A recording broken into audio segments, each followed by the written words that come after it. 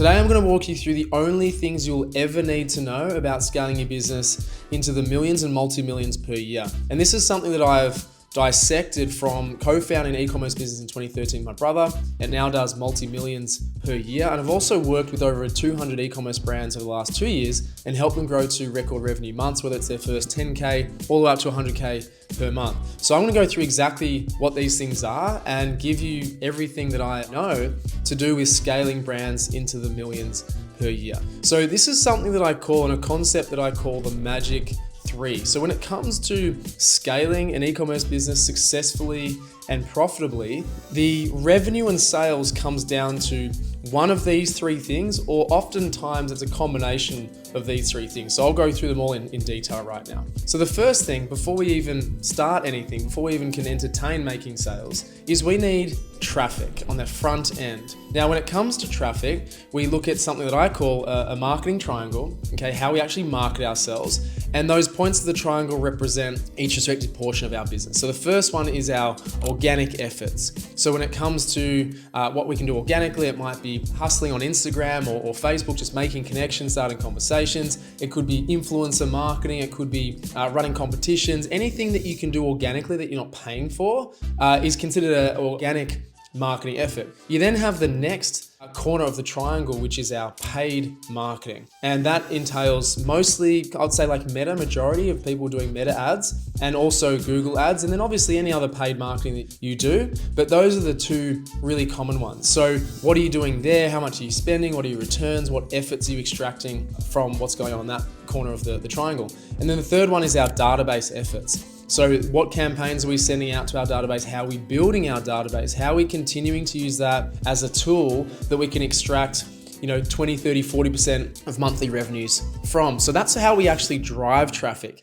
That is probably the biggest thing that people struggle with, is if only more people knew about me, if only I got more traffic to my site, I would be successful. I would have $1 million store, or whatever phrase people use. We hear that quite a lot. The traffic is the number one problem that people have. So when it comes to where am I falling down, you need to understand which one of these magic 3 components you're struggling with the most. And as I say, oftentimes it's the first one, which is driving more traffic successfully. And we use our marketing triangle, as I mentioned there: organic means, paid means, and database means, right? The second part of the magic 3 is our conversion. So once we have the traffic coming through, we're getting a steady stream of traffic coming through, we need to look at how our website is converting. Now, this is often looked at through a conversion rate, all right? That'll be available via your analytics. And we need to know that a healthy amount of people are converting from those that come to site or are active on site. Typically, we say that anything above that 2 to 3% range, meaning 2 or 3 people out of every 100 that visit your site are converting, is a healthy enough range for us then to go back and pour more traffic in. Okay, so it becomes a bit of an ebb and flow of pour more traffic in, see how it affects the conversion rate. If the conversion rate drops significantly, we need to obviously address what's going on there and fix the conversion rate. Then once we come back to pouring more traffic in, etc., just kind of rinse and repeats. But again, a big problem that people have is they unlock a traffic source, such as putting dollars into meta ads. They're getting a steady flow of people coming through, and that then drops the conversion rate, or they never see a steady profitable conversion rate. So what people tend to blame is really like, oh, my ads just aren't converting, they're not working. We need to understand that the purpose of the traffic source, the purpose of the traffic is to literally do its job and sell the click, right? Actually get people to get to your site. And then the job of the website, being your products, how it's actually optimized, your price points, your social proofing, all aspects to do with conversion rate optimization. It's the job of the website to sell. Okay, so don't get yourself confused with my ads aren't working, my ads aren't converting, when you could potentially have a conversion problem. At the same time, if your website's not converting, you need to look at the intent of that traffic on the other end too. So it's a bit of a combination of both that you need to consider when you need to work on and what you actually need to optimize. Now, when it comes to the site, considering that your traffic is all relevant and high intent and they're still not converting, you need to look at trust in a massive way. Have you got reviews? Have you got substantial enough reviews? Have you got credibility and banners such as how long you've been in business? Have you got your contact numbers? Can people readily contact you if they have issues or questions or challenges? Do you look legitimate? And this is a big topic we have in our Ecom Blueprint community, where we sort of take for granted that people have trust issues, right? And that's not their fault by any means.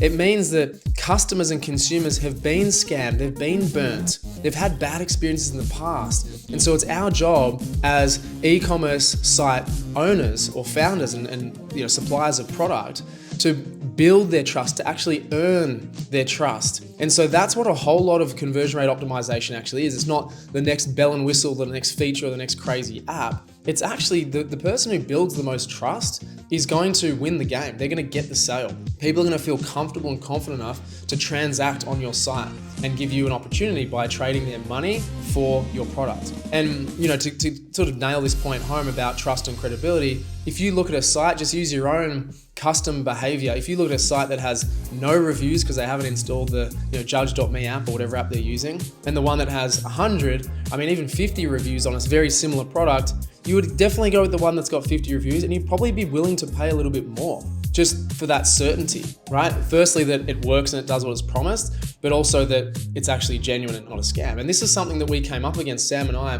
when we started Karmic. We used to get phone calls all the time, and people would literally say on the call, "I just wanted to make sure you guys weren't scammers or that you were legit." And we kind of thought that was funny, but it was a really important point, and it's so true, and something that we really need to be conscious of as e-commerce brand entrepreneurs. We feel like we don't, we can set up a site, and as I say, because we know that we're decent human beings and trustworthy, it doesn't mean the same thing for the person on the other end who's not even seeing the person behind the brand, right? That's what e-commerce is, just transacting straight through. So if you've got issues with your conversion rates, it needs to be fixed. You need to be in that 2+, 3+ range percent, because that means you're just spending way too much time, energy, and probably money getting traffic to your site that just is falling through like a leaky bucket. Okay, so traffic first, then assess the conversions, then you need to chop and change between the two. So they're the first two of the magic 3.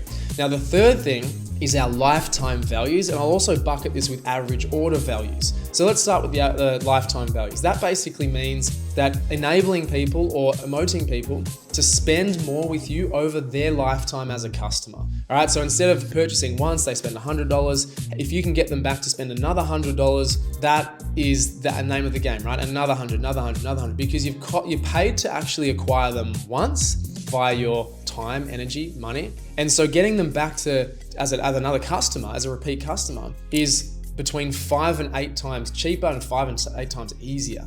And the lowest hanging fruit to actually becoming more profitable, because you've already paid to acquire them. Oftentimes it's through some retargeting, or it's through email campaigns and general offers, right? But being able to literally do this can increase your bottom line significantly. And it's a very untapped area of people's businesses they don't understand. Once they have a significant amount of customers through, they're just kind of sitting there. They know you, they like you, they probably trust you, and hopefully they've had a great experience with your product. So they're the easiest to resell. So that's where we can use things like email flows and email campaigns to re-engage with them.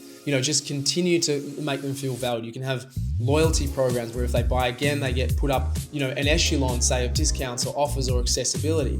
They might get new release products, etc., etc. There's infinite amounts of ideas. Now, when it comes to average order value, that can obviously be for people that have purchased for the first time or are purchasing the first time.